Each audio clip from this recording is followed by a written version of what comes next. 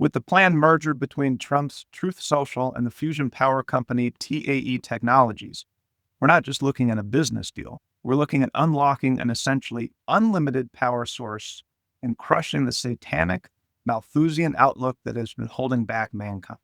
The way this has been covered might lead you to believe that fusion power is just another source of electricity to add to mankind's energy palette.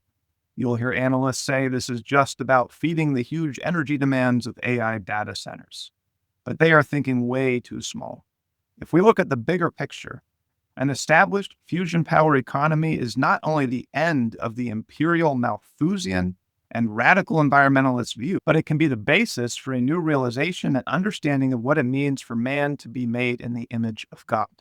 My name is Benjamin Deniston, and for 15 years, I've been working to show that many of today's mainstream scientific views are not only wrong, they're the product of an imperial view of mankind designed to keep the masses mentally enslaved. Today, I'm going to show you why this new fusion deal is so important, why it threatens the modern British Empire more than anything, and explain why this is an expression of mankind being made in the image of God. In December, Trump's Truth Social company announced a merger agreement with the fusion company TAE Technologies. This isn't a maybe fusion in 50 years type of project. They are commencing site selection now this year for a fully functional fusion power plant and plan to begin construction later this year. The plan is for a 50 megawatt reactor to start, with plans for larger reactors to follow. This very well could be the world's first utility-scale fusion power plant putting power on the grid. After decades of underfunding and policy sabotage, this is moving fusion from science experiment into industrial reality. But to understand why this is an existential threat to the historical enemy of our republic, you have to understand the true power of fusion reactions. Fusion power operates by combining light elements, generating tremendous energy in the process. We are talking about 1,000,000 times the energy density of chemical reactions. That means a single pound of fusion fuel delivers 1,000,000 times more energy than a pound of coal, oil, or natural gas.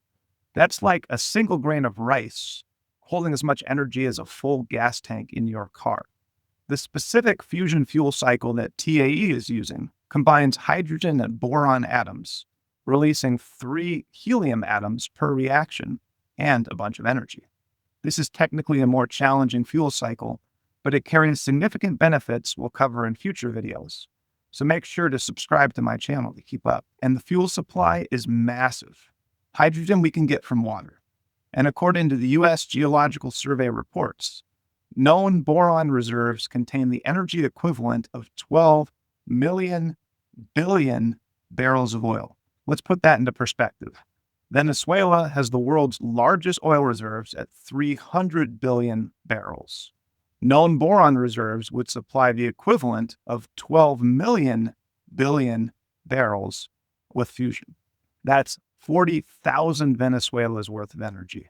And that's enough fusion fuel to power the world at 100 times the present electricity consumption for 1,000 years. And that's only using presently known reserves for just one type of fusion fuel with current technologies. That's why I say fusion is an essentially unlimited energy source for mankind. And that, right there, is exactly why this is an existential threat to those who oppose population growth, those who despise human development, and those who believe mankind is just another beast on the planet to be controlled, managed, and culled like cattle. For 60 years, U.S. policy and culture have been infected with the rot of radical environmentalism, an anti-growth, anti-human outlook.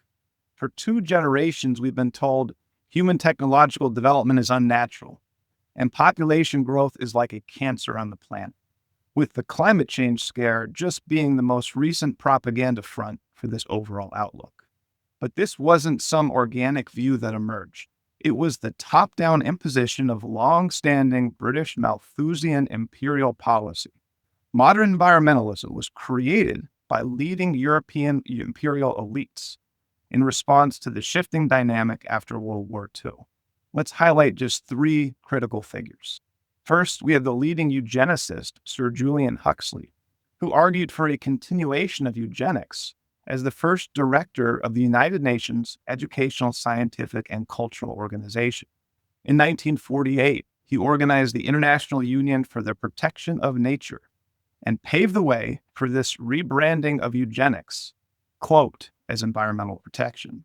Second, we have Prince Bernhard of the Netherlands, a literal card-carrying member of the Nazi Party and later co-founder of the Bilderberg Group. He was the first international president of the World Wildlife Fund and personally organized a club of elites to financially back their environmentalist cause called the 1001 Club.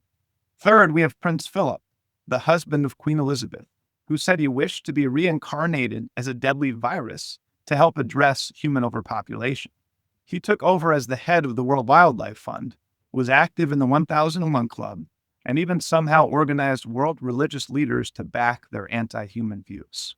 With the collapse of the 19th century colonial structure following World War II, these and other European imperial elites created institutions through the United Nations, through non-governmental organizations, and through private finance to continue the exact same imperial policies, but blanketed under the facade of saving the environment.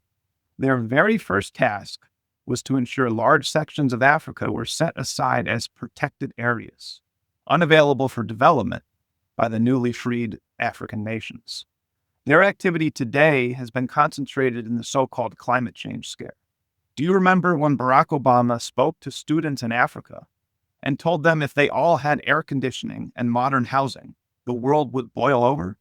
Yeah, exactly. This is just the modern form of the same British Malthusian population control outlook from the same empire that starved 1 million Irish people to death in the middle of the 19th century, and the same empire that starved tens of millions of people in India to death during the 19th and 20th centuries. While they used control over food for population control then, they're increasingly focused on the control over energy for population control today. Which brings us back to fusion power. For 60 years, these globalist forces have shackled the United States to a Malthusian anti-growth policy and an imperial cultural hatred of humans. With just this one fusion technology, we destroy all of that. With the ability to power the entire world at 100 times current electricity consumption for 1,000 years. Fusion power is today's Promethean fire, capable of not only supporting endless growth, but reigniting cultural optimism about human progress and the unique position of mankind in the natural world. When we talk about mankind being made in the image of God, that has a concrete scientific expression. Mankind is a co-creator, transforming, reshaping, and improving the environment in ways no animal species ever could. With the unique creative spark that distinguishes mankind, we can not only come to understand how the universe is organized, we can use that knowledge to improve how it is organized. That is the active expression of mankind as a creator, of mankind made in the image of God. Energy isn't the only factor, but it's one of the most important ones, and President Trump clearly understands that. From his withdrawal from the UN climate agreements, to his support for fossil fuels, to his support for nuclear fission, to this new initiative to commercialize fusion power. We have the chance to unleash a new era of human creativity, growth, and the celebration of creation. If you appreciate this type of big picture analysis, free from black pill clickbait, make sure to subscribe to the Promethean Science channel. I'm building a channel focused on the beauty of human progress. Also, check out the link below to subscribe to Promethean Action's free newsletter for daily updates from the full Promethean Action team.